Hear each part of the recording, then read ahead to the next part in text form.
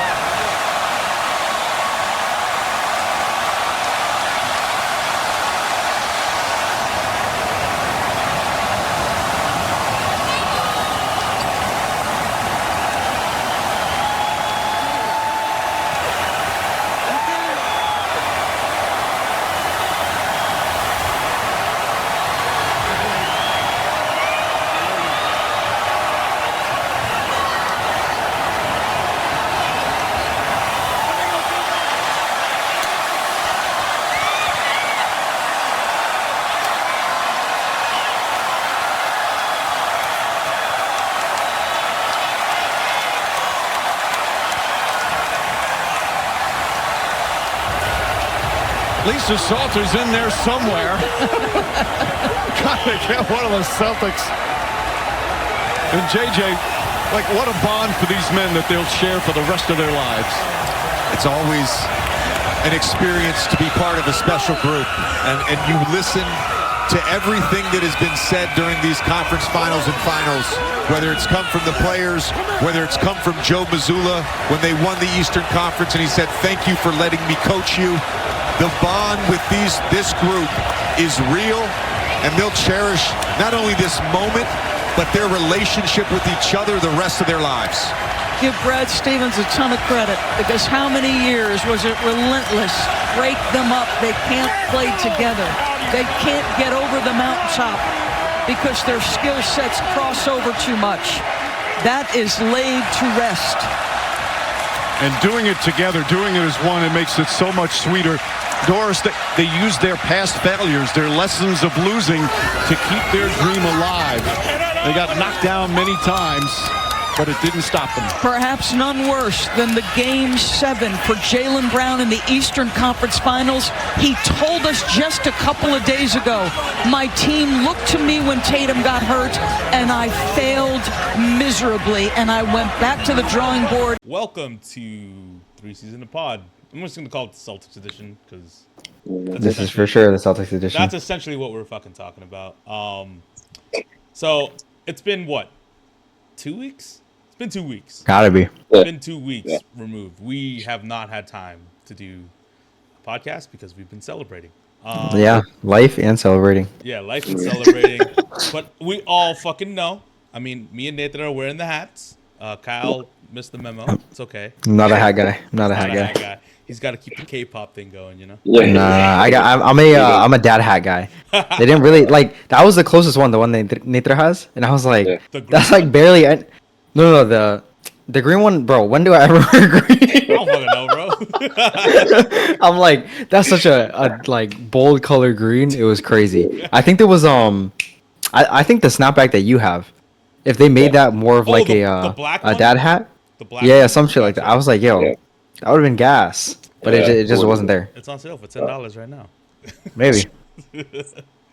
But no, like obviously the Celtics won. I was blessed enough to go to the game. Very unreal. Oh, by the way, if you guys have any parade videos, send it over. You know, we could put up like a little compilation or whatever. But yeah, True. Kyle went radio dead silence when we got to the. I did. No, I was, dude.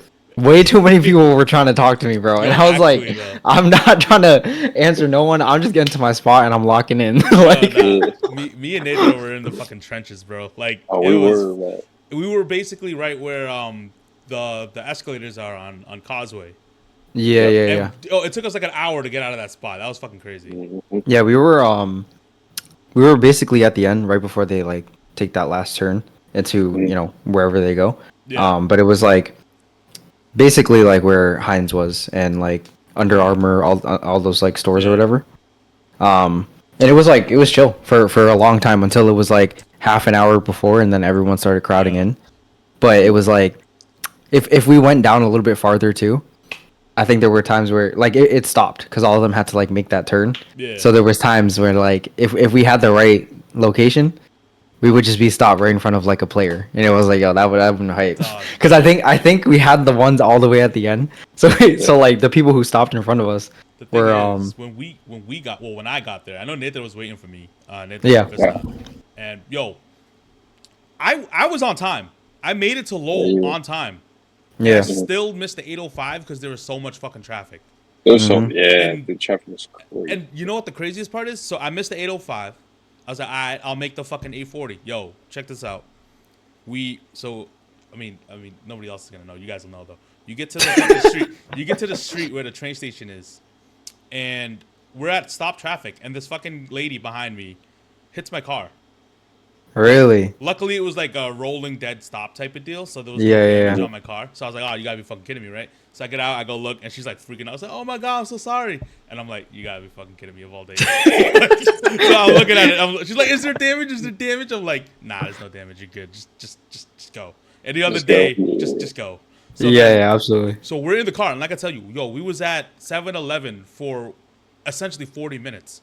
So it took us 40 minutes to get from 7-Eleven to the lights to turn into the train station. So I'm looking at Asia, and I'm like, what's going to happen, right? So, like, she's like, yo, we'll switch seats. Worst case scenario, I catch another train. So we switch, and I run. I run from the car to the train. I make it to the train, and the train is full, and they kick everybody out. Really? There were people, like, holding on, trying to, like, you know what I'm saying? Being on They kicked like at least 20 people out. It was crazy. Yeah, so dude, ours could only go because you were on the same one, right, Nathan? Yeah, we went to like 2 stops, and then it was just like, no, we're going straight to Boston. Express. But the thing is, like, we got there like exactly at 8:05, like being Peter. And I was like, yo, I don't know how the fuck I got the spot. And the thing is too, Cause we were like, we made a second decision. We were at like basically the Rotary because there was traffic there too. We were like, should we wait? Cause we were getting dropped off. Yeah. And I was like, you know what, fuck it. I was like, we could walk, we could jog, see what it's like. Right choice, cause you would have missed. Yeah. So yeah, cause we didn't even see like past everything else. We were just at like where like right when you pass by Lynn and stuff like that, and you're on that like little that bridge. So yeah, I was like, you know what, I'll make us we'll walk for a little bit. And then we didn't start jogging until we hit the train station because we were like, oh shit, we only got like 2 minutes left. Yo, it was. And we still made that shit. I was like, okay, it was hectic as shit, bro. That's crazy. Yeah, but yeah, no, we ended up making the. We didn't get on a train until 9:30, so we missed. That's crazy. We missed the 8:05 and the 8:40. Yeah. And then the guy was like, "Yo, another train's coming in 5 minutes." I'm like, "You fucking liar." But they tried. They did try, but I think what ended up happening was what you guys probably saw, where you guys got on the train, and there were so many other people at the other stops. Yeah, that missed it. Coming back probably just picked those people up. Yeah. So we kind of got fucked and waited an extra hour. But by the time me and Nathan met up, and then we headed out. We were gonna try to get to Heinz, but I was looking at the crowd, bro. There was no way we were moving. There was no way. There was just no way. Like there was a slight opening in front of banners, and that's where we ended up standing because everywhere else was just like condensed. Nah, dude. When I got there at whenever we landed, it was probably like a little bit before 9 and shit. We walked out to peep, like outside TD. That shit was packed. Yo. And like when I tell you, we got to Heinz like 30 minutes after, damn near, and it was like there was spots everywhere. Like you could just walk and like really like find a spot. It was lined up, like it was crowded for sure, but it wasn't like you couldn't get into an area at all, or like you couldn't get into the front gate. So it was wild to see TD just fully packed, bro, before like 8 o'clock. Yo, that shit was fucking lit, though. Like we walked out, but you could feel the energy though. When you it was great. The buzz, that shit was nuts. Yep. That shit was ain't nothing like it, man. It isn't. Actually, though, that period was great. Yeah. I wonder if they never released like the official numbers, right? It was like 1.6. I know they gave that, yeah, like the 1.5, 1.6. There's no. I don't know if I don't think you'll ever really get an official number. Yeah. Just because of like the scale of it, but I would say 1.6 is pretty accurate because like It's pretty good. from beginning to end, the whole place was packed, and even Yeah, fucking it was a leaving, long route. even leaving, going home and shit. That shit was fucking. Dude, leaving, we just stood there, bro. We just walked in the middle of the street. And we were like, "Fuck it." Yeah. we could not move, bro. That was ridiculous. Actually, but anyway, Celtics 1-5. I think It was great. I think I thought that the whole time personally. I did too. Yeah.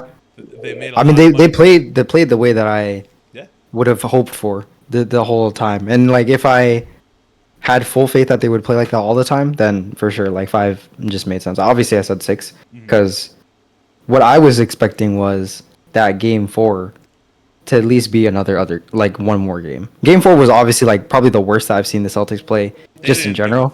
Like they genuinely like phoned it in. Like we've seen them like give bad effort before and like not play disciplined, but that was a whole nother level, bro. Like they genuinely did not give a fuck. That was kind of low key crazy to watch in a finals game. Actually, though, I don't know if you guys watched the All-In episode, Boston Celtics. I think it was episode 5. Oh my god, yeah. But Joe Mazzulla was like, like he manifested this since the beginning of the season, saying like we were gonna go back home, win it at home. So I was like, they didn't give two fucks about that. They nailed that in on purpose, crazy, bro. Absolutely crazy. So I was expecting, a game like that where it was just like less disciplined, that they won, and then obviously another one of that. But I mean, it was really great to see that they were able to lock in completely. Like every single game that they won, they were on it, man. And that's the Celtics I've been trying to see. And I mean, it took the finals to like prove it essentially. But goddamn, why did I will say this though. I think it's I know efficiency is like the name of the game when people like to talk basketball, but I do think JT played an amazing series.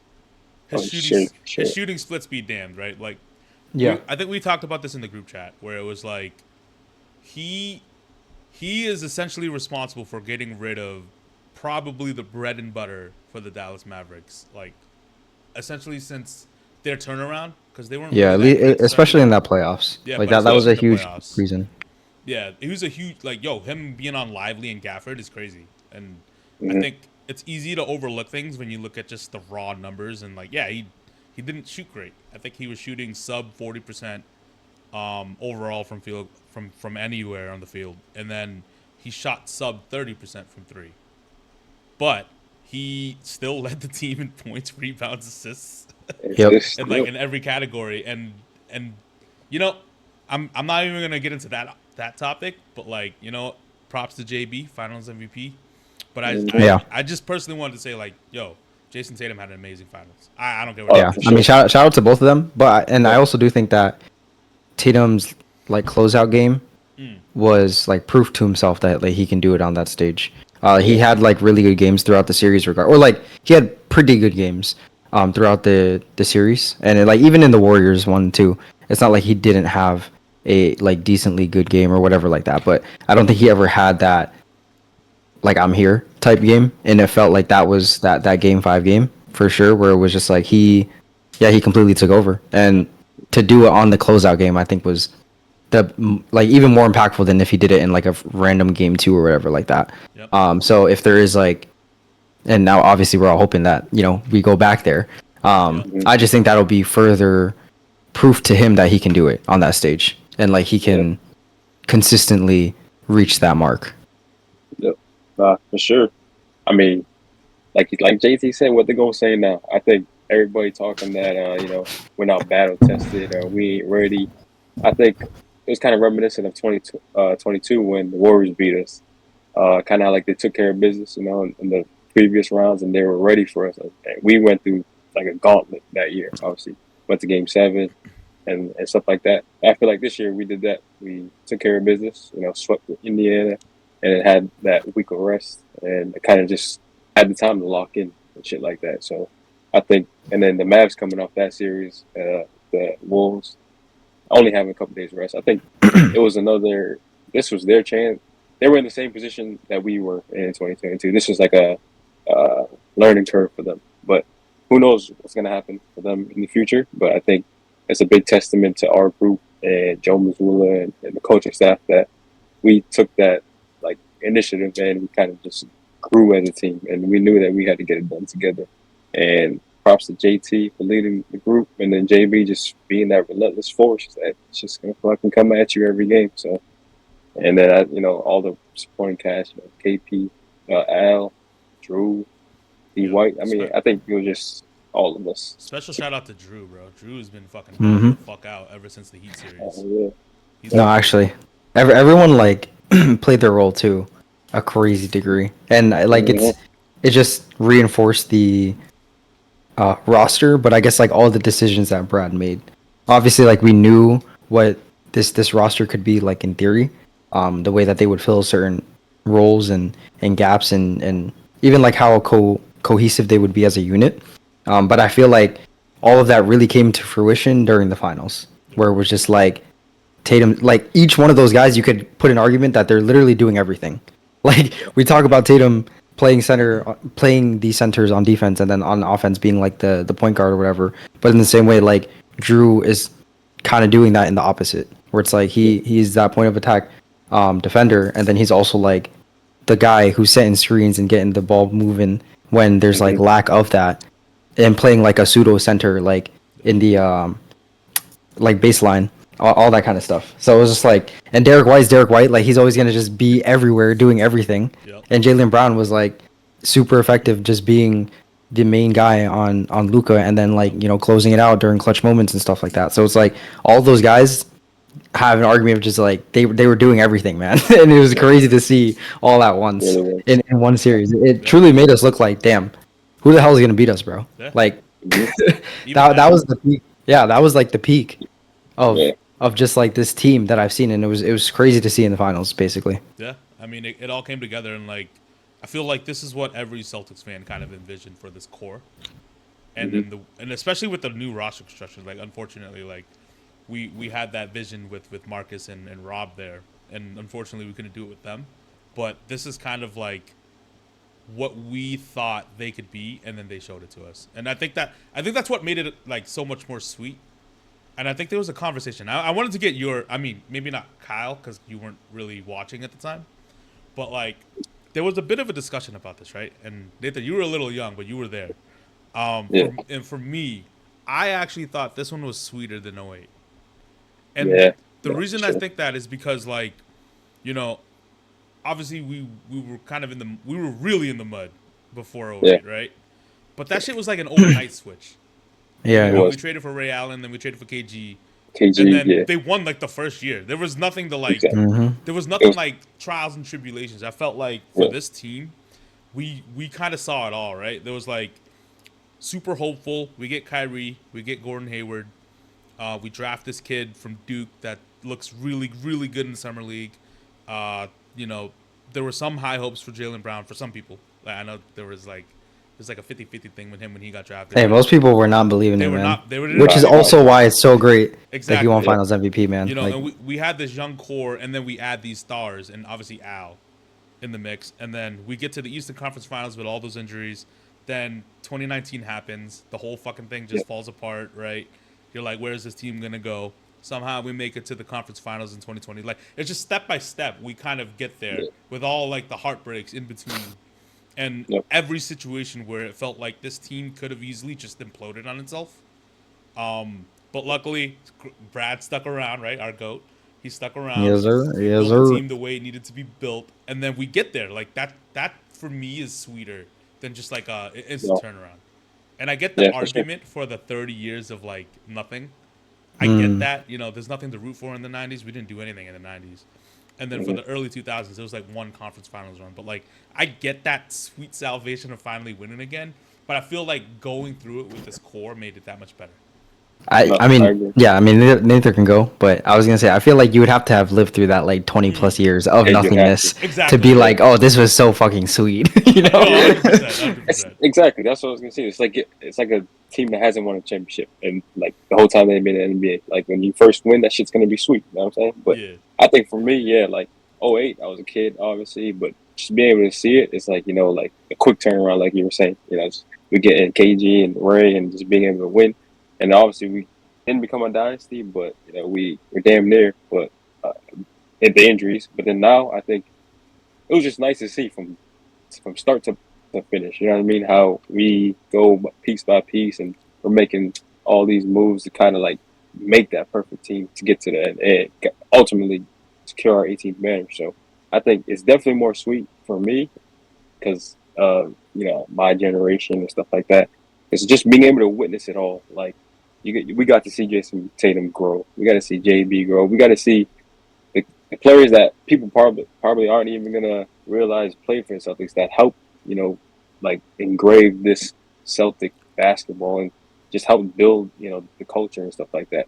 It's of course Celtics. I feel like Celtics we have the best culture in the NBA. Like we're the best organization in the league. So, I mean, I feel like no matter who comes to play in Boston, you know what to expect when you put on that Celtic jersey. So, yeah, it's a lot more sweeter to win this. Like, if I'm being honest, like I had no like no words, man. Like I was sitting there watching that, like I was damn near like crying, like shedding a tear. Like they were just like, so people just don't understand. Like when you go through all this and you're witnessing it, and to finally see them win, like it's a different feeling, man. Yeah, man. I think yeah, I mean like I said, I wasn't actively watching in 08 and stuff like that, but yeah, I mean this chip is just fucking storybook stuff, man. Like I think the main part being the growth of the two stars is something that is super sweet to watch, but also unheard of in the climate of the NBA now. So I think that like adds extra context to this kind of chip. And yeah, I mean the fact that there's always so much player movement and management never really have like grace or like time to grow for your players at this point. So to see that the Celtics did stick it out with their two main guys and they finally like reached that hump is super unconventional for the NBA now.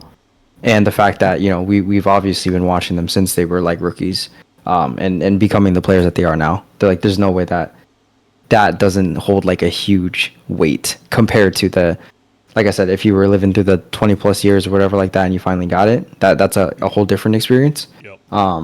But seeing your guys like almost get it like 5-6 years in a row and then finally get it with the two main guys that you've been investing in for hella long, who have also faced obviously so much criticism, that's just like that's 100%.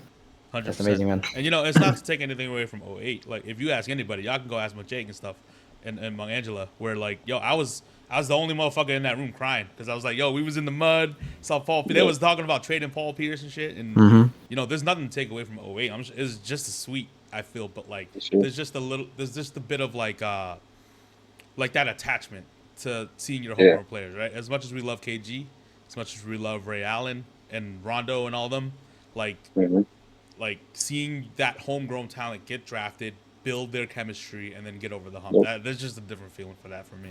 No, for sure. And then all that, with media and shit trying to bring us down, like, oh, these two can't coexist. One got to get traded and shit like that. And then the fact that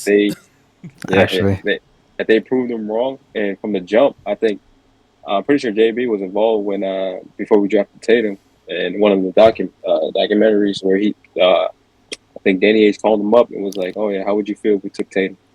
And JB's like, "Yeah, like I've been going to camp with him. We were dorming together. Like I feel like it'll be a good fit. Yeah. And look where we're at now." Yo, yeah. No, go ahead. I was to say even like the JT stuff where, there've been talks with like JB trades and like contract extensions, and JT's always been like, "Nah, like we sticking with him. Like this is my guy." Yeah, so sure. Just that those two elements, crazy. I think it's crazy too. Because I think all year people have been drawing like parallels to like the '86 team, but specifically the '08 team.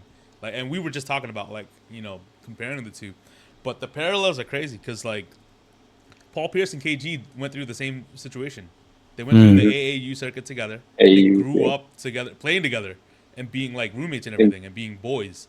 And then the fact that like we're learning that JT and JB essentially went through that same circuit. They knew each other prior to even being like going to college and all that shit. That's insane to think about. Yeah, man, it'd be like if we did have KG and fucking Pierce throughout their whole like time frame.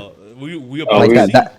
Like that's what I'm saying. That's like the equivalent of what this experience is. Like our two top guys have been together since their rookie years. So, or at least JT's rookie year. And that's too much, man. That's like seven years at this point. Like goddamn. That's the other thing I wanted to kind of touch on, where it was like, I think it's easy to kind of assume that you would think these dudes were in their 30s already because of how much playoff success they've already seen and how many deep runs they've had. But like, they're about to be 26 and 27 going into next year. Like they are about to hit their prime. So I'm very much looking forward to the next couple of years. So it's like funny too. I mean, this is like not so much Celtics thing, but I guess overall NBA. Just the fact that this is around the time that it'll make sense for these players, and like this is also what we're seeing. You know, it's like Luka and Tatum have been those guys since they came into the league, and they've had like that pressure. But to see everyone being like, oh, especially Tatum, because he's been having so much early success, just being like, oh yeah, why would you? Or it's crazy to expect a 25-year-old to win it right now. Like he's got to go through it. Yep. And then once they reach that like 26, 27 threshold, they're like already they're instantly there. Same thing with Luka, being like 24, 25 and getting there, but then not fully having the experience. It just feels like you can't like the precedent has been set, like if the anomaly is for the young guy to lead the team and win it all at a very young age. Yep. But we've clearly seen from all of the greats that once you reach that like 26 up threshold, like that's when you really like figure out your game and you're reaching your prime. So to expect these young guys to reach those points earlier than that is unfair to those players essentially. Agreed. So like the obviously Ant is probably going to get that next, since he's like the next MJ. and Luka's for sure going to get that scrutiny until he gets back to the finals the way that Tatum has been as well. Yep. But I'm like, damn, like people got to chill, man. Like there's a reason why you don't see 22-year-old finals MVPs winning very often with the amount of talent we've had. And historically, like the people that have done it, like you throw out the names. So Tim Duncan did it super young. But look, he had literally an MVP candidate on his team. Yeah. David Robinson, right? Magic Johnson won it super young. He had fucking Kareem, bro. Like what you mean? He had the Showtime. Like they have vets and like champions with them to teach them these things. Larry Bird and Kawhi won it young, but like you can argue, dude, like look at the Spurs squad. They had Tim Duncan, Manu Ginobili, and Tony Parker still on the squad. So it's it's very unprecedented for, and this is to not even knock on Luka. This is probably more to defend Luka. Dude, he's 25, in the same sense that JT was 22. LeBron was 22 when he lost his first finals. Like so, like it's insane that they've even made it. Especially in the to credit Luka, like in the gauntlet of the West, right? So you know what? But for now, we celebrating us. So, absolutely. For sure. It's a green summer, the color, baby, green. All good. But I mean, to kind of transition a bit, right? I think you've all saw it. We re-signed Derek. We extend Derek rather. Like 125, which is I think like 120. Yeah, 129. I think something like that. Something like that. Insane value. He got like 31 mil a year. Yeah, I think is really good value. I think that's right where we wanted him. But he easily could have gotten more, like if he tested the market. I feel. Yeah. We just extended JT. Yes, sir. 5 years. 300 biggest contract now. Yeah. Yeah. But well deserved. Well deserved. I think it's coming. Comes with like the last year's a player option, right? Something like that. It's 5 years. Yeah. I didn't check, but it's 5 years. Sometimes it's a player option. I saw. Yeah, it was a player option. Yeah. And a trade kicker. So I mean, we're not trading Jason Tatum, so unless Wemby is walking through that door, we're not trading Jason Tatum. Oh hell no, he is not walking through that door. Yeah, exactly. That's what I'm saying. I think we already know this. We extended Drew midway in the playoffs. 4 years, 135 mil. KP. We already know JB's. Right, we already know JB's. We extended KP. Yo, this core is here to stay, like the top 5. I know Al's probably on his farewell tour. I think so too. For sure. 100%. Yeah, but like either that or he takes the UD role. I'll take that too. Yeah. Shit. I can see which was dope. I'd take the UD role. Hell yeah. Get Yo, he can mentor his fucking replacement, baby. Like, no, that's what I'm saying. They gonna find one. He gonna like mentor the fuck out of him. That'll be. But man, I trust Brad to find one. I trust Brad. Yeah. With my life, bro. Actually, do his thing, bro. We go to the hospital and the doctor's like, "What do you want to do?" I'll call Brad and he'll make the right choice. He'll make the right call, man. I'm telling you right now. He knows. But no, But yeah, like, no, I think it's super not unprecedented, but the fact that or underrated, I guess, the fact that Brad has constructed it in a way that we have this core for more years to come. I know we were talking a little bit about like Denver, the fact that they have basically like mismanaged their assets or their players and losing a lot of like good value for essentially nothing after their championship. We've seen that like with the Lakers as well. After their championship run, all of their major role players have just left or got traded away. So to see that Brad is committed to just being like, fuck it, we're gonna keep the pieces instead of trying to make any improvements or changes here or there. And the owner as well being like, hey, we're gonna pay for a championship squad as much as we can. So that is very underappreciated, I would say, because we might be seeing this team for like 3 years and they're only gonna get better, honestly. Like this was the first year that we had Drew and KP and they were already like so fucking cohesive with the squad. Yep. Yeah. I mean, it ain't nothing else to say, man. I'm looking forward to 3-4 years. Like we wants to beat, man. We run the East, we run the NBA until further notice. Somebody takes us down. That's facts. I mean, we do got the crown, bro. Yo, honestly, and straight up, like, and this is something that's kind of been overlooked in all the celebration. Like, yo, we haven't even seen the Celtics at their best. KP didn't even play. We were. He played what, 4 games? Played the first 2 in Miami, got hurt, and then he came back for game 1 and got hurt. Game 2 of the finals. I guess like 5 because he played that. He played game 5 a little bit. Yeah. A little. I mean, come on. Now. But that wasn't. Yeah, he was just there for the vibes, bro. There, yeah. But like, but we essentially won a championship and went on a championship run without KP. Essentially. Yeah. Like, I forget what it was. Where it was saying like we basically lost like Marcus, Grant, Rob, and we literally only added like Drew for this run essentially because KP didn't really play much, and like this is how far they had gotten, at least like going to the finals. With just that like one addition plus like the growth of our guys already. Exactly, and we won a chip doing it. So very much looking forward to it, and like I said, all faith in Brad. Whatever he does, right? Like even during the draft, bro. Like he picked a guy, I was like, I'm with it. He was hyped, bro. I don't watch college. Dude, like that. hey, we got a formula. Yeah, I mean, I only keep up when it's like the scouts or like when it's starting to get to the process of it. And he was a guy that I had seen, but I thought I keep wanting a big, so I don't really like be looking at the small forwards and shooting guards and stuff like that. But hey, we got a formula, man. If they shoot threes at a high clip and they shoot it efficiently. I will say this: when they picked Baylor, I don't even want to attempt to say his last name, but when they picked, I think it's literally just Shireman. Shireman, yeah. Okay, Shireman. Yeah. Okay, cool. When they picked Shireman, the biggest tip off for me was I saw like 4 other fan bases tweet about how the fuck did the Celtics get Shireman? You know what I'm saying? He was definitely like early 20s projected. But like I said, the way the draft was going, it was so like there was lots of people that were like, oh, they jumped up so much, or this person dropped so crazy. So it was like it made sense that we were able to get someone like him. But for sure, in most projections, he was like early 20s, maybe like late teens, but early 20s for sure. 100%. I'm sure, man. I was sleeping picked. I'm not gonna lie, I didn't know who he was until we picked him. But like once I started watching his tape and just his IQ and all that, I'm like, like Brad knows what he's doing, bro. I'm telling you, he's pods, bro. This guy was like he played in 2 different D1 schools, and he's like the only 5 players to ever like record 1,000 points, like 300 plus rebounds or some shit like that. But like a crazy ass shit. I'm like, damn, like. And a lot of people are saying he's a bucket, so I'm like, he really is, man. I'm not trying to get ahead of myself, but we about to see what Peyton Pritchard would be like if he was 6'8". No, I agree. Like that ass.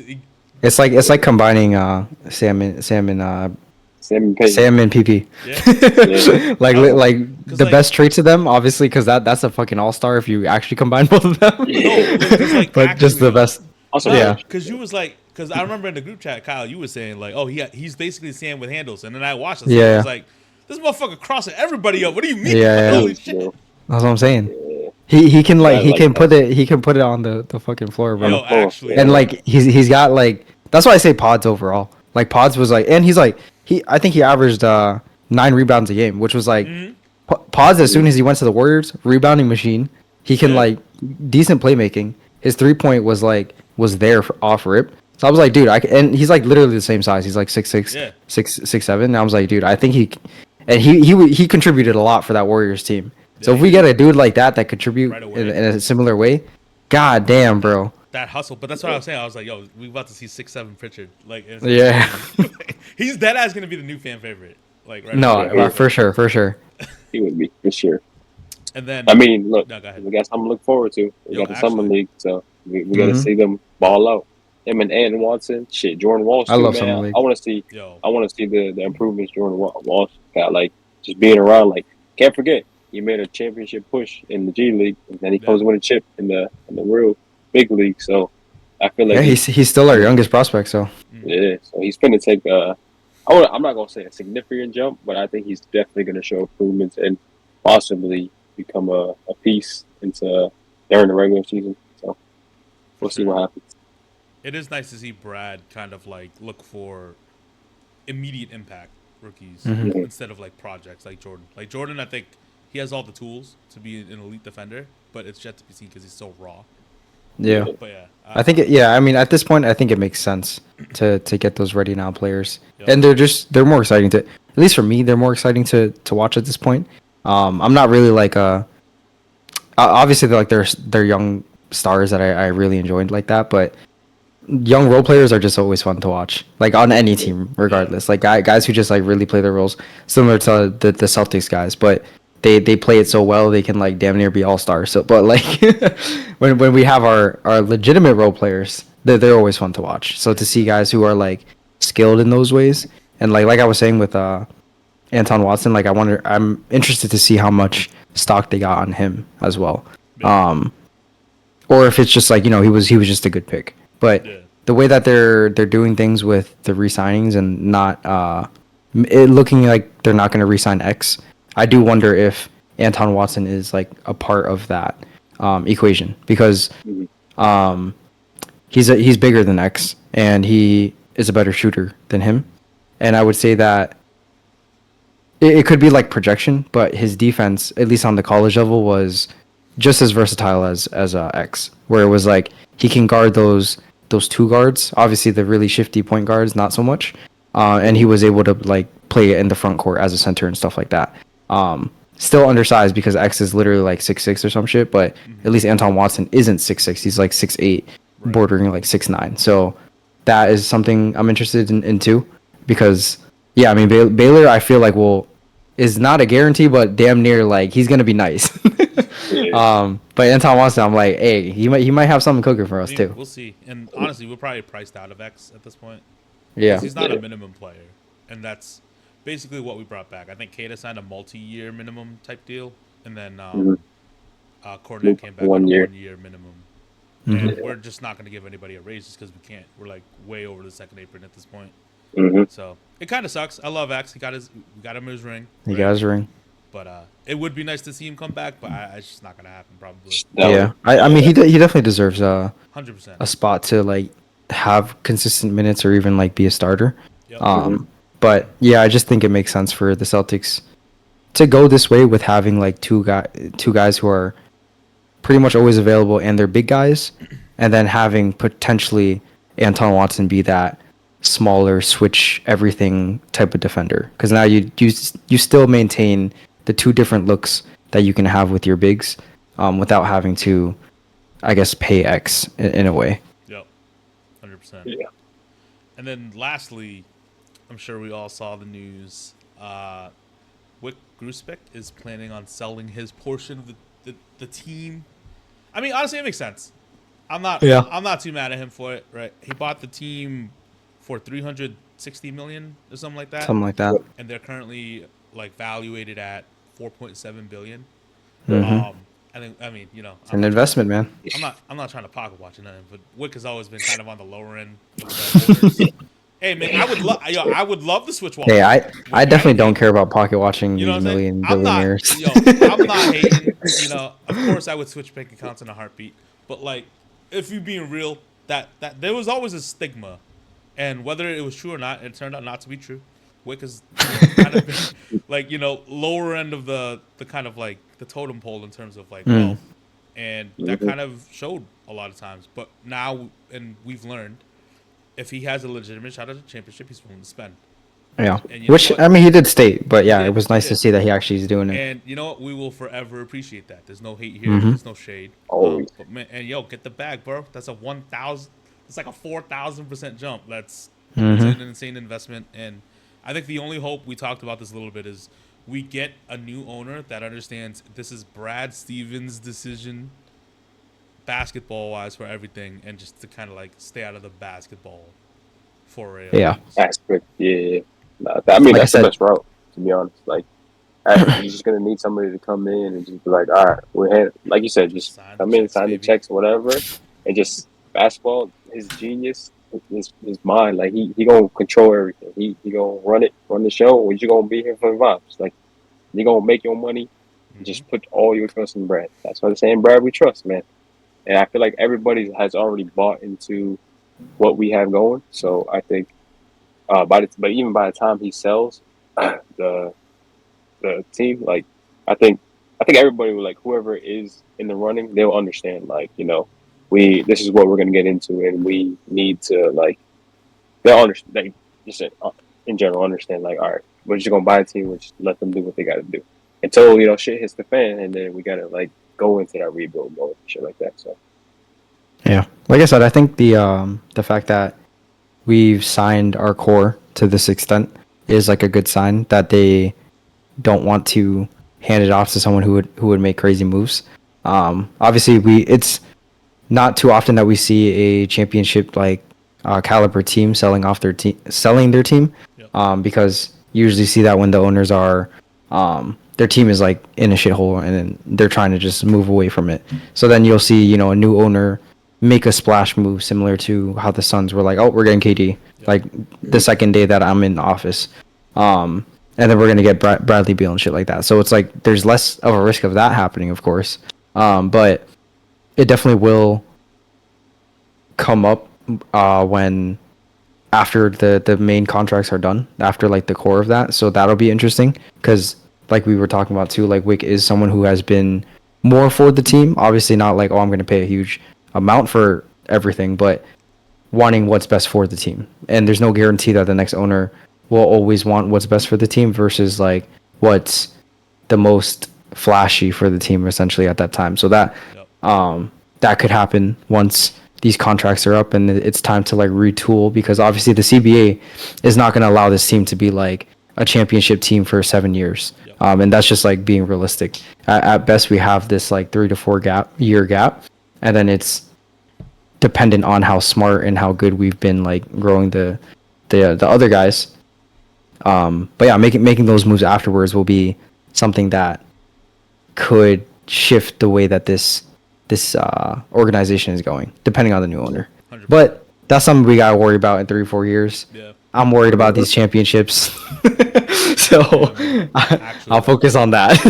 Actually, like whoever's buying this team is gonna understand that they are set up for the next minimum 3 years. Yeah. Because everybody's locked in for that amount of time. So hey, you know what? But for now, it's a green summer, baby. And we're gonna celebrate it. So until next time, peace. Peace. Hey.